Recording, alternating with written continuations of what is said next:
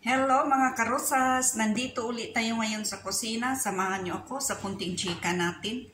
Kunting chika lang tayo mga karosas kasi bising-busy ako ngayong week na to kasi padating yung anak ng amo ko na doktora galing Germany.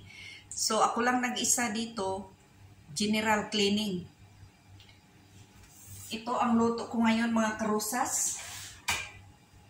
Luto tayo ng lugaw. Iba ang lugaw dito, magpakulo ng manok. Pagkatapos magpakulo ng manok, alisin yung manok.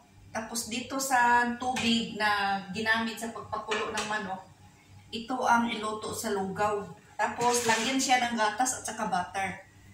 Mayroon akong recipe dito mga karosas, madali lang siya gawin, pero napakasarap nito mga karosas. Mayroon akong vlog dito, hindi ko na lang ipakita sa inyo.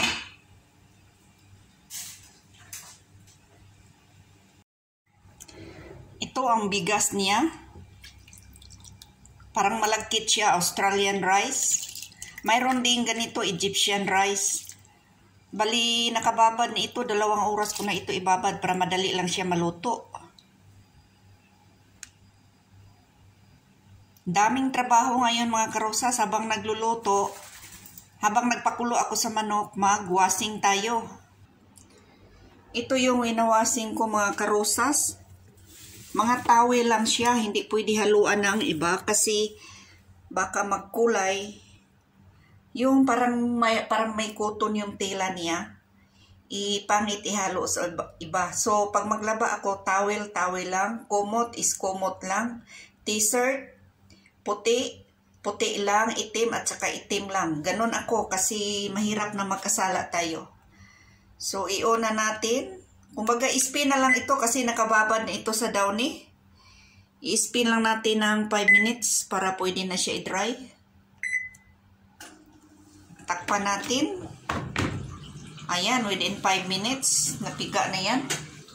Saka ito ang dryer. Ayan, may nakalagay pa sa loob. Ito ang labahan ko mga karosas. Malinis ito. Nakalagay ito sa cabinet. Mga bed cover. Pero nilabahan ko kasi parang amoy alikabok. Iwan ko ba? Iba kasi alikabok dito. Parang powder na powder. Kahit sarado yung mga cabinet, papasok yung mga alikabok. Ito. Labahan ko uli yan. So hindi ko na lang nilagyan yan ng sabon. Lagyan ko na lang siya ng downy. Balik tayo sa kusina ng mga karosas habang nag-dryer tayo, nag-spin. Ito yung parrot, ang kulit. Kahit saan ako, nandoon. Nagluluto ako, nandoon. Naghingi ng pagkain, panay-kain itong parrot na to. Mahilig ito sa mga sili. Arabic itong parrot na to kasi mahilig sa sili. Mahilig siya sa sili, lalo na yung pula. Gustong-gusto niya. Tsaka sa mga prutas at saka yung kubos. So itong parrot na to, ang lahi niya, taga dito ito. Yan ang kulit. Yan. Yasmina. Yasmina ang pangalan niya. Ang kulit mo, Yasmina. Ayan. Ang kulit.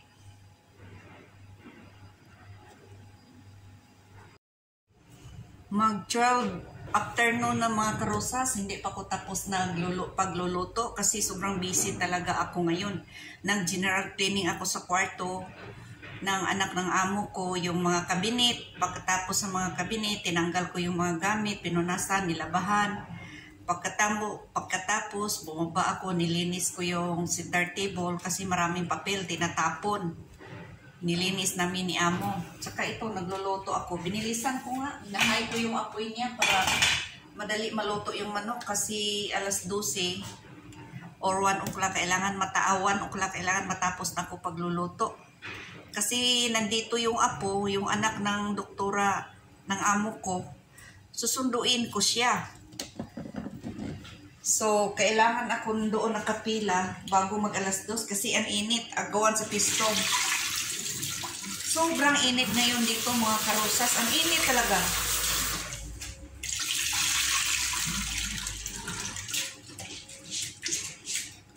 Ayan, ito na ang bigas. Pag anuhin mo, pag hawakan mo, gusto mong anuhin mo, biyakin mo, mabiyak na sa ano. Ang lambot na niya. Ganito lang mga karosas, buhay OFW. Gaya ng sabi ko, laban lang.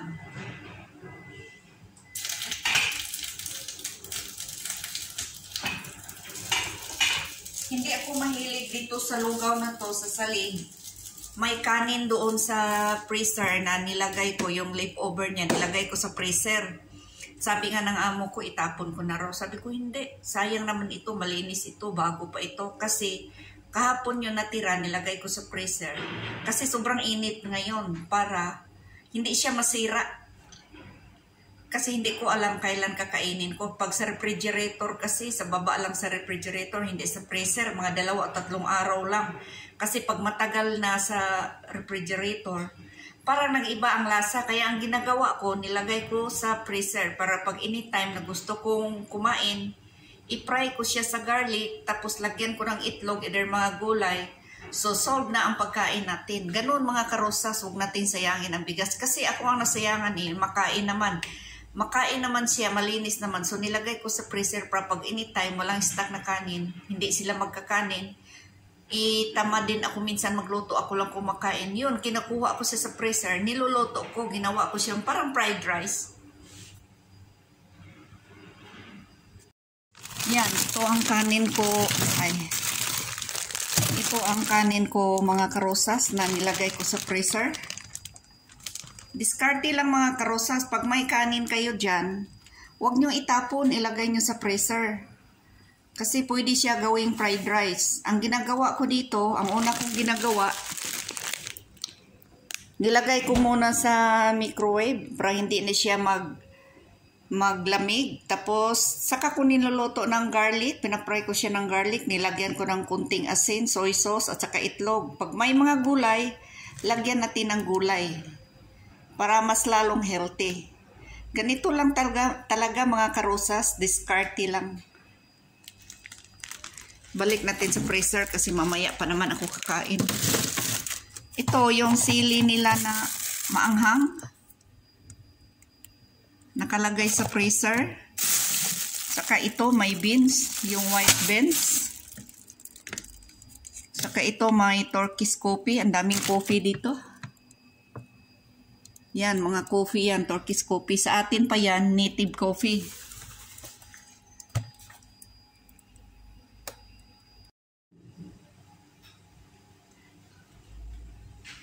Hanggang dito na lang tayo mga karosa sa short chika natin kasi sobrang busy ako ngayon at saka pagod. Daming trabaho, malapit na maluto yung lugaw natin. Maya kunti, lagyan ko na ng gatas. Ingat kayo lagi mga kapwa ko OFW, huwag kayong magpagutom. Lakasan ang loob natin, magdasal tayo lagi. God bless sa inyong lahat. Bye-bye everyone. Ayan, dito na naman si Parrot. Oh, ang kulit. Ayan, nakita niyo? Yan. Kaya pagkatapos dyan yung mga plato dyan, hugasan ko naman kasi may mga patak-patak sa mga pagkain niya. Ganon siya kakulit. Malapit na maluto yung lugaw natin. Maya kunti, lagyan na natin ng gatas. Tapos maggawa pa ako ng sauce. Pagkatapos kung magluto dito, maggawa pa ako ng sauce.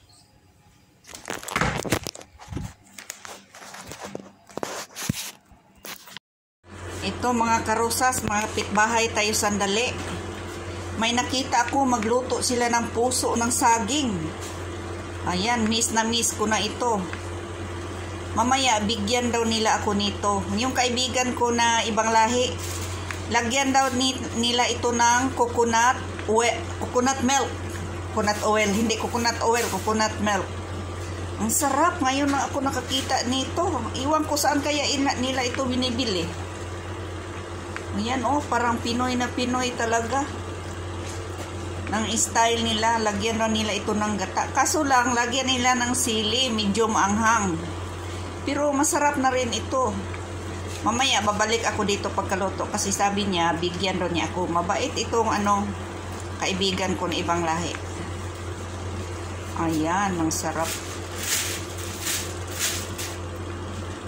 Iluto lang nila sa gata, lagyan ng sili. Ito masarap, ulam na.